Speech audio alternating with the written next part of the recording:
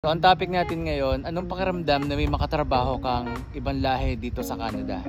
So, nung unang araw ko dito, syempre, feeling blessed at dahil ang dami kong nakikitang iba sa paningin ko. Iba-ibang itsura, iba-iba yung lahi, iba yung pakiramdam, nakakatuwa. Pero alam nyo ba, minsan darating pa rin yung time na may stress ka sa kanila. Kasi dito sa Canada, pinapayagan ng government dito na pwedeng magtrabaho yung mga edad na 16 years old. Kaya normally kapag nakapagtrabaho ka sa mga fast food dito, kakasama mo mga bata.